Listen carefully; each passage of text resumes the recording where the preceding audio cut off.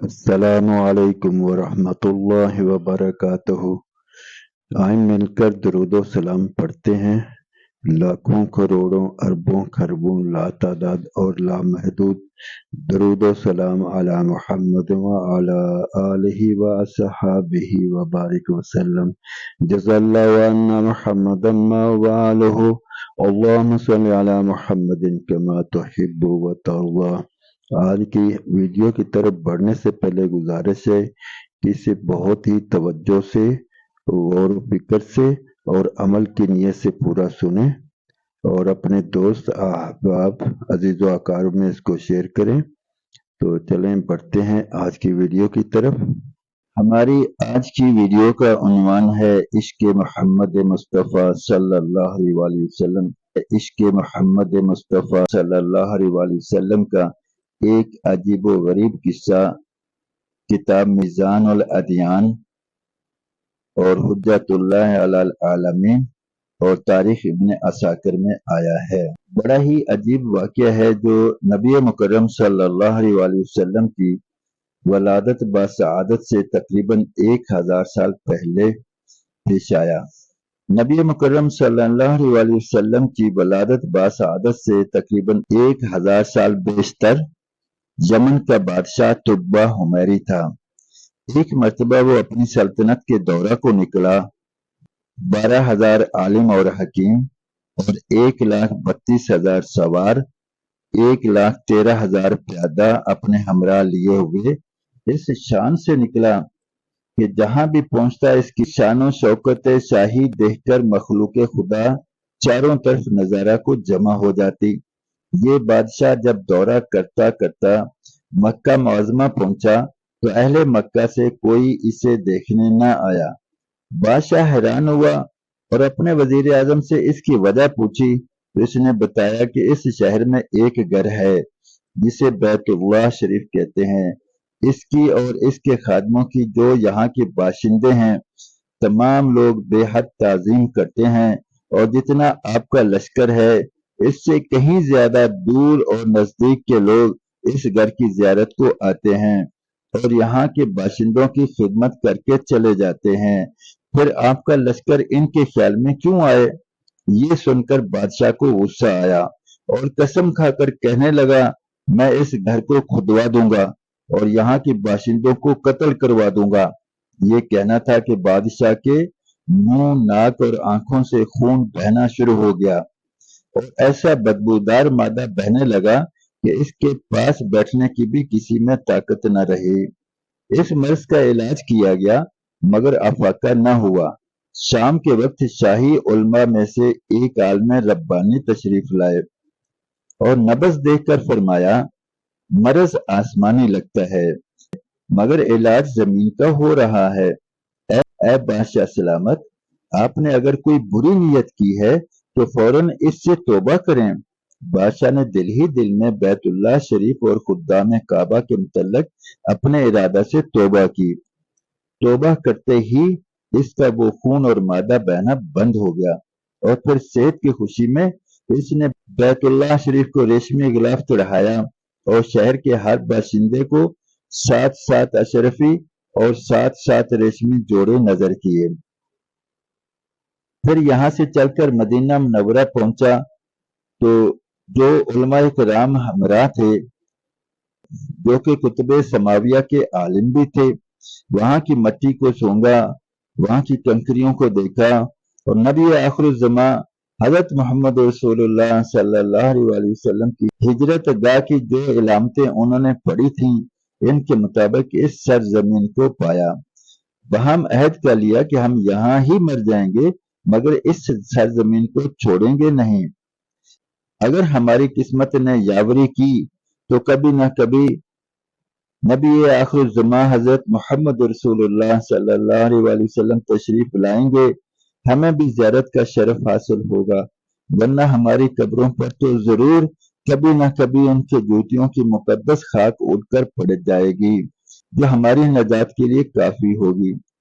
یہ سن کر بادشاہ نے ان علماء کے واسطے 400 مکانات بنوائے اور اس بڑے عالم ربانی کے مکان کے پاس حضور اکرم صلی اللہ علیہ وسلم کے لیے ایک 2 منزلہ عمدہ مکان تعمیر کروایا اور وصیت کر دی کہ جب آپ صلی اللہ علیہ وسلم تشریف لائیں تو اس مکان پر آپ کی آرام گاہ ہو، اور ان 400 علماء کی کافی مالی امداد بھی کی اور کہا کہ تم ہمیشہ یہی رہو، اور پھر اس بڑے عالم ربانی کو ایک خط لکھ دیا اور کہا کہ میرا یہ خط اس نبی آخر الزماں حضرت محمد رسول اللہ صلی اللہ علیہ وسلم کی خدمت اقدس میں پیش کر دینا، اور اگر زندگی بھر تمہیں حضور اکرم صلی اللہ علیہ وسلم کی زیارت کا موقع نہ ملے تو اپنی اولاد کو وصیت کر دینا کہ نسلاً بعد نسل میرا یہ خط محفوظ رکھیں حتیٰ کہ سرکار دو عالم حضرت محمد رسول اللہ صلی اللہ علیہ وسلم تشریف لے آئے تو آپ کی خدمت میں پیش کیا جائے۔ یہ کہہ کر بادشاہ وہاں سے چل دیا۔ وہ خط نبی مکرم صلی اللہ علیہ وسلم کی خدمت میں 1000 سال بعد پیش ہوا۔ کیسے ہوا اور خط میں کیا لکھا تھا سنیے، اور عظمت رسول اللہ صلی اللہ علیہ وسلم کی شان دیکھیے اور اپنی قسمت پر نازاں ہوں۔ کم ترین مخلوق طبہ اول خمیری کی طرف سے شفیع المذنبین سید المرسلین حضرت محمد رسول اللہ صلی اللہ علیہ وسلم کی خدمت میں، اے اللہ کے حبیب، میں آپ پر ایمان لاتا ہوں اور جو کتاب آپ پر نازل ہوگی اس پر بھی ایمان لاتا ہوں، اور میں آپ کے دین پر ہوں۔ بس اگر مجھے آپ کی زیارت کا موقع مل گیا تو بہت اچھا اور غنیمت ہے، اور اگر میں آپ کی زیارت نہ کر سکا تو میری شفاعت فرمانا اور قیامت کے روز مجھے فراموش نہ کرنا۔ میں آپ کی پہلی امت میں سے ہوں اور آپ کے ساتھ آپ کی آمد سے پہلے ہی بیعت کرتا ہوں۔ میں گواہی دیتا ہوں کہ اللہ کریم جل شانہ وحدہ لا شریک ہیں اور آپ اس کے سچے رسول ہیں۔ شاہ یمن کا یہ خط نسلاً بعد نسلاً ان 400 علماء کے اندر حرز جان کی حیثیت سے محفوظ چلا آیا، یہاں تک کہ 1000 سال کا عرصہ گزر گیا۔ ان علماء کی اولاد اس کثرت سے بڑھی کہ مدینہ منورہ کی آبادی میں کئی گنا اضافہ ہو گیا، اور یہ خط دست بدست ماں وصیت کے اس بڑے عالم ربانی کی اولاد میں سے حضرت ابو ایوب انصاری رضی اللہ عنہ کے پاس پہنچا، اور آپ نے وہ خط اپنے غلام خاص ابو لیلہ کی تحویل میں رکھا، اور جب حضور اکرم صلی اللہ علیہ وسلم نے مدینہ ہجرت فرمائی اور مدینہ کی الوداعی گھاٹی مسنیات کی گھاٹیوں میں سے آپ کی اونٹنی نمودار ہوئی، اور مدینہ کے خوش نصیب لوگ محبوب خدا اور محبوب رب العالمین کا استقبال کرنے کو جوک در جوک آ رہے تھے، اور کوئی اپنے مکانوں کو سجا رہا تھا تو کوئی گلیوں اور سڑکوں کو صاف کر رہا تھا اور کوئی دعوت کا انتظام کر رہا تھا، اور سب یہی اصرار کر رہے تھے کہ نبی مکرم صلی اللہ علیہ وسلم میرے گھر تشریف لائیں۔ نبی مکرم صلی اللہ علیہ وسلم نے ارشاد فرمایا، میری اونٹنی کی نکیل چھوڑ دو، جس گھر میں یہ ٹھہرے گی اور بیٹھ جائے گی وہی میری قیام گاہ ہوگی۔ چنانچہ جو 2 منزلہ مکان شاہ یمن طبہ خمیری نے نبی مکرم صلی اللہ علیہ وسلم کی خاطر بنوایا تھا، وہ اس وقت حضرت ابو ایوب انصاری رضی اللہ عنہ کی تحویل میں تھا۔ اسی میں حضور اکرم صلی اللہ علیہ وسلم کی اونٹنی جا کر ٹھہر گئی۔ لوگوں نے ابو لیلہ کو بھیجا کہ جاؤ حضور اکرم صلی اللہ علیہ وسلم کو شاہ یمن طبہ خمیری کا خط دے آؤ۔ جب ابو لیلہ حاضر ہوا تو نبی مکرم صلی اللہ علیہ وسلم نے سے دیکھتے ہی فرمایا، تو ابو لیلہ ہے؟ یہ سن کر ابو لیلہ حیران ہو گیا۔ حضور اکرم صلی اللہ علیہ وسلم نے فرمایا، میں محمد رسول اللہ ہوں، شاہ یمن کا جو خط تمہارے پاس ہے لے آؤ، وہ مجھے دو۔ چنانچہ ابو لیلہ نے وہ خط نبی مکرم صلی اللہ علیہ وسلم کو دیا۔ آپ صلی اللہ علیہ وسلم نے پڑھ کر فرمایا، سالے بھائی طبہ کو آفرین اور شاباش ہے۔ سبحان اللہ سبحان اللہ، اللہم صلی علی محمد وعلی آلہ واصحابہ وبارک وسلم، جزا اللہ عنا محمد و اہلہ۔ اے اللہ کریم، کہ نبی مکرم صلی اللہ علیہ وسلم کی شان کو اور بلند فرما، اور انہیں بہت زیادہ بلند رتبہ عطا فرما، جس کا آپ نے وعدہ ان سے فرما رکھا ہے مقام محمود کا، وہ عطا فرما۔ ایسی شان والے نبی کہ 1000 سال پہلے اے اللہ تو نے ان کے لیے مکان بنوایا تاکہ وہ آ کر کسی کے اوپر بوجھ نہ بنے بلکہ اپنے ہی مکان میں ٹھہریں۔ سبحان اللہ، اللہ رب العزت کی قدرتوں کے قربان اور نبی مکرم صلی اللہ علیہ وآلہ وسلم کی عظمتوں کے قربان۔ ایسی عظمت والے نبی کی ہم امتی ہیں، اس پر ہم جتنا بھی رب تعالی جل شانہ کا شکر ادا کریں اتنا ہی کم ہے۔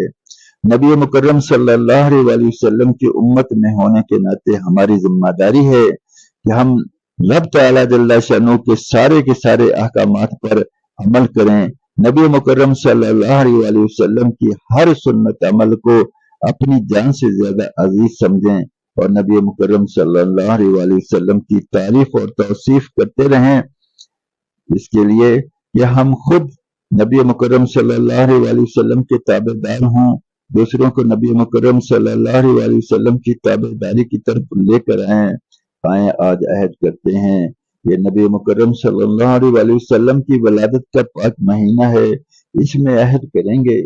رب تعالی جل شانہ کی ذات سے امید ہے کہ انشاءاللہ ہمیں عمل کی توفیق عطا فرمائیں گے۔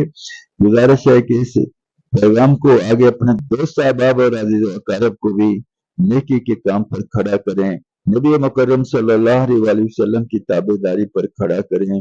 اگر میری آپ کی محنت سے کوئی ایک بھی کھڑا ہو گیا، نبی مکرم صلی اللہ علیہ وآلہ وسلم کا تابع دار بن گیا، تو اس کی آخرت بنے گی، اور اس کی برکت سے رب تعالی جل شانہ ہماری بھی آخرت بنا دیں گے، اور نبی مکرم صلی اللہ علیہ وآلہ وسلم کا جب دیدار ہوگا تو کیا مزہ ہوگا۔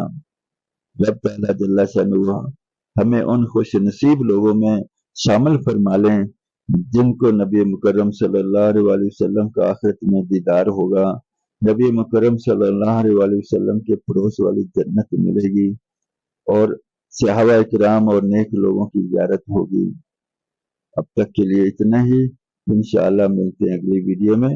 جزاکم اللہ خیر و احسن الجزا۔ السلام علیکم ورحمۃ اللہ وبرکاتہ۔